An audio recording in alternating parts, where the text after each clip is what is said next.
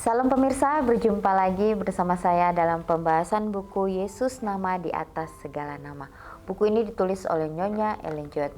Buku ini menyuguhkan kepada kita Yesus adalah Alfa dan Omega, pencipta langit dan bumi, pemberi setiap pemberian yang baik dan sempurna, dan pemikul beban besar kita. Kepada orang-orang yang bimbang di antara kita, dia menulis tentang seseorang yang merupakan pusat daya tarik yang agung. Kepada mereka yang hancur oleh dosa, dia menawarkan juru selamat yang sempurna, perantara yang agung, perantara yang maha kuasa, dan kapten keselamatan kita. Inilah suatu pengharapan bagi masing-masing kita, sehingga pada saat kita hidup di dunia ini, baiklah kita akan terus mengandalkan Bapa kita yang ada di surga, karena dialah satu-satunya penolong kita yang akan memberikan kita kelegaan, memberikan kita sukacita dan damai dari surga. Pada saat ini kembali lagi saya mengundang akan seluruh anggota keluarga dan saudara-saudara semua. Kita dapat berkumpul bersama-sama. Kita akan mempelajari nasihat firman Tuhan pada saat ini, dan biarlah rencana-rencana indah Tuhan itu akan menjadi bagian masing-masing kita. Kita akan masuk ke dalam judulnya, buah sulung dari mereka yang tidur. Ayatnya terdapat di dalam 1 Petrus 1 ayat 3. Terpujilah Tuhan dan Bapa Tuhan kita Yesus Kristus, yang karenanya rahmat-Nya yang besar telah melahirkan kita kembali oleh kebangkitan Yesus Kristus dari antara orang mati kepada suatu hidup yang penuh pengharapan. Ketika suara malaikat yang berkuasa kedengaran di kubur Kristus mengatakan, Bapakmu memanggil engkau. Juru selamat pun keluarlah dari kubur oleh hidup yang ada dalam dirinya sendiri. Sekarang kebenaran perkataannya dibuktikan. Aku memberikan nyawaku untuk menerimanya kembali. Aku berkuasa memberikannya dan berkuasa mengambilnya kembali. Yohanes 10 ayat 17 dan Yohanes 18 ayat 2 dan 19. Di atas kubur Yusuf yang telah terbuka, Kristus telah mengumumkan dalam kemenangan, Akulah kebangkitan dan hidup. Perkataan ini dapat diucapkan hanya oleh Tuhan. Segala makhluk yang diciptakan hidup oleh kehendak dan kuasa Tuhan. Merekalah penerima hidup dari Tuhan dalam keadaan tidak berdiri sendiri. Dari serafim yang tertinggi sampai dengan makhluk hidup yang paling hina, semuanya diisi kembali dari sumber kehidupan.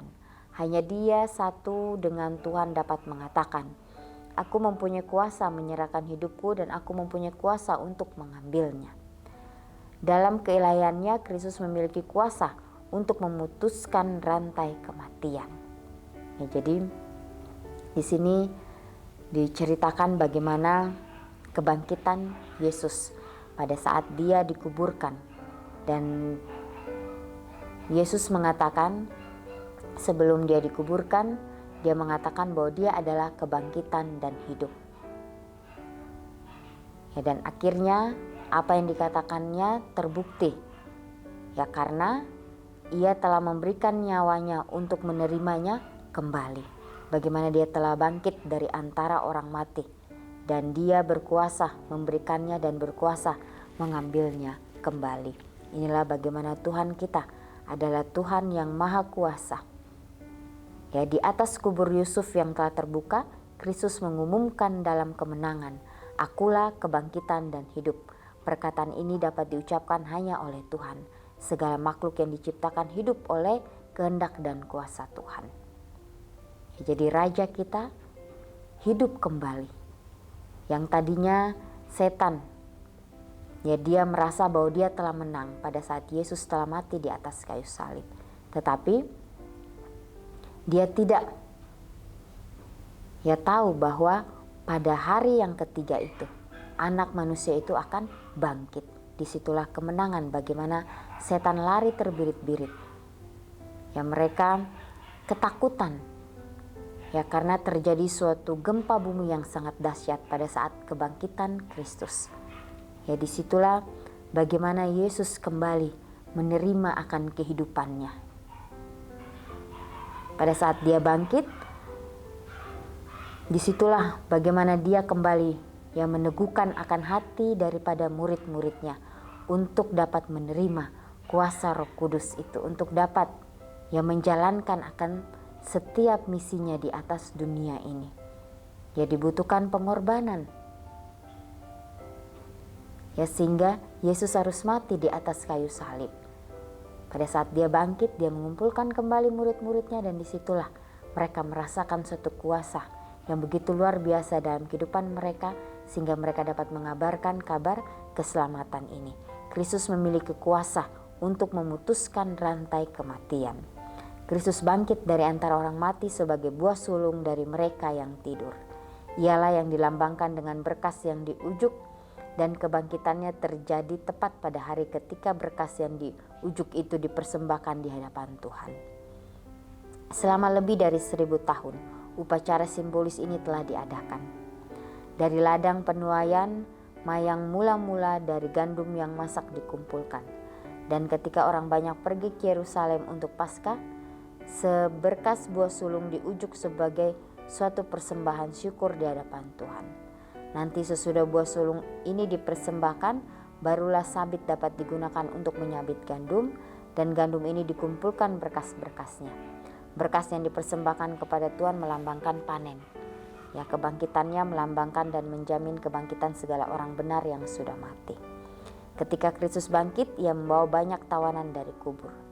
Gempa bumi pada saat kematiannya telah membuka kubur mereka, dan ketika ia bangkit, mereka keluar dengan dia. Merekalah yang telah bekerja bersama-sama dengan Tuhan, dan yang dengan mengorbankan jiwa mereka sendiri telah memberikan kesaksian tentang kebenaran.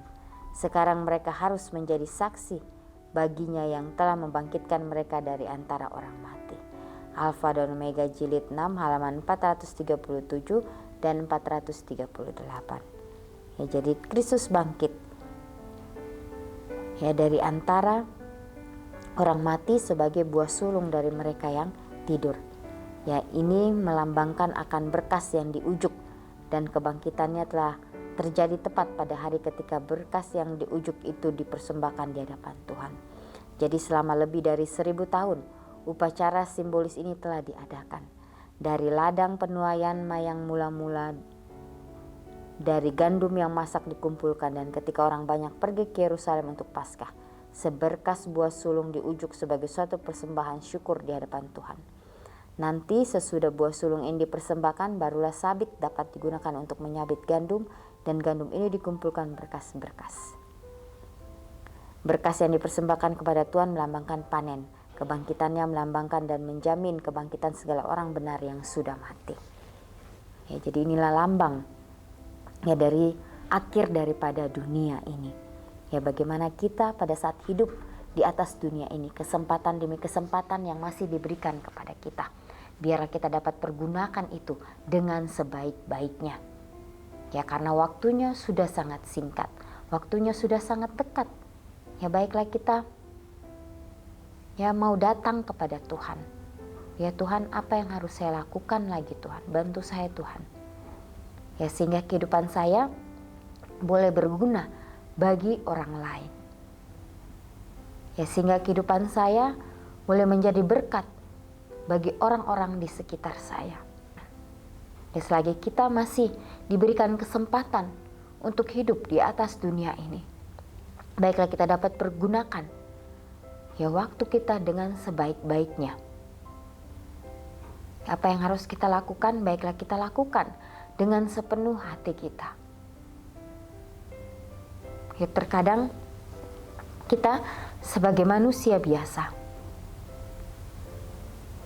ya kita tidak sanggup ya untuk melakukan ini semua.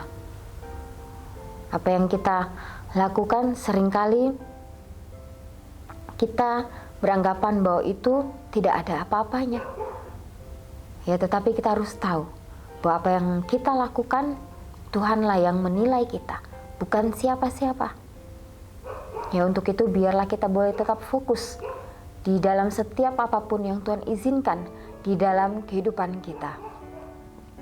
Dan di sini ada renungan untuk kita renungkan dalam kehidupan kita pribadi lepas pribadi. Dikatakan Yesus menawarkan kebangkitan fisik kepada mereka yang mati di dalam Kristus. Tetapi apakah saya telah mengalami kebangkitan rohani yang juga Dia berikan? Ya, baiklah kita ya mau untuk dilatih hari demi hari untuk menerima ya akan pekerjaan yang Tuhan sudah berikan bagi kita. Ya jangan kita mencari pekerjaan lain. Apa yang Tuhan sudah berikan, itulah yang harus kita lakukan. Ya apapun yang kita lakukan, kita kerjakan. Ya walaupun kita melihat bahwa ini tidak menghasilkan apa-apa, tetapi kita tahu bahwa apa yang kita kerjakan, itulah yang Tuhan perintahkan di dalam kehidupan kita. Ya baiklah, kita juga di sini selalu mengucap syukur kepada Tuhan. Selalu berterima kasih kepada Tuhan. Ya oleh karena Dia telah memberikan kita kesanggupan untuk menjalani kehidupan kita hari demi hari. Ya karena Dia telah bangkit dari antara orang mati. Dia ingin mempersiapkan kita supaya kita betul-betul ya boleh menerima akan kasih-Nya di dalam kehidupan kita. Sehingga kita dapat memancarkan akan kasih Kristus itu dimanapun kita berada. Di sini dikatakan bahwa orang-orang yang sudah ya percaya kepada Kristus, baiklah dapat menerima ya akan kasih Kristus di dalam kehidupan mereka masing-masing untuk dapat menyampaikan itu kepada setiap orang. Ya, dan kita juga sudah mendengar atau kita juga sudah membaca ya bagaimana kehidupan Yesus pada saat Dia berada di dunia ini. Ya Dia juga sebagai manusia biasa, Dia bekerja sama seperti kita. Ya pekerjaan yang Dia lakukan, ya Dia lakukan itu dengan sepenuh hatinya. Ya karena Yesus berada selama 30 tahun di dalam keluarga Yusuf dan Maria. Disitulah Dia juga diberikan suatu tanggung jawab ya untuk bekerja bersama dengan ayahnya di bengkel pertukangan kayu. Setiap hari ya Dia harus melakukan pekerjaan itu. Dia harus berjalan kaki pada saat Dia pergi, dan Dia juga harus kembali dengan berjalan kaki. Ya tapi Dia tidak pernah bersungut, Dia tidak pernah mengeluh. Di dalam apa yang Dia lakukan dengan penuh sukacita. Ya bertahun-tahun di dalam kehidupannya. Ya sehingga pada saat Dia sudah keluar, Dia sudah benar-benar matang. Yang menjadi pekerja Kristus. Walaupun banyak tantangan yang Dia hadapi di dalam kehidupannya, tetapi Dia tidak pernah ya hilang fokus. Apa yang Dia lakukan dengan sungguh-sungguh. Ya Dia tetap fokus kepada Bapa-Nya yang di surga. Ya sehingga kehidupannya dapat menjadi berkat bagi setiap orang. Ya walaupun mungkin dia merasa bahwa dia berjalan sendirian. Ya walaupun ada murid-muridnya pada saat itu. Ya tetapi seringkali murid-muridnya tidak mengerti maksud apa yang dia lakukan. Ya tapi dia tetap berpaut kepada Bapaknya. Bapaknya memberikan dia kesanggupan, memberikan dia kekuatan untuk terus berkarya di dalam kehidupannya. Ya karena dia tahu bahwa waktunya singkat sehingga dia melakukan yang terbaik. Apa yang dia lakukan dengan penuh dengan kesempurnaan. Ya walaupun kita sebagai manusia biasa, kita tidak dapat melakukan apa yang Yesus lakukan sesempurna yang Dia lakukan, tapi dengan usaha kita, ya Tuhan melihat itu dan Dia pasti akan memberikan kita kekuatan, memberikan kita kesanggupan untuk melewati itu hari demi hari. Jadi pelajaran yang sangat indah bagi kita pada saat ini. Ya bagaimana kita kembali diingatkan ya bahwa Dia telah berkorban untuk kita. Dia telah mati untuk kita dan Dia telah bangkit dari antara orang mati, dan itulah janjinya. Ya, bagaimana Dia sudah menyiapkan suatu tempat bagi kita. Ya sehingga kita umat-umatnya yang hidup di akhir daripada dunia ini.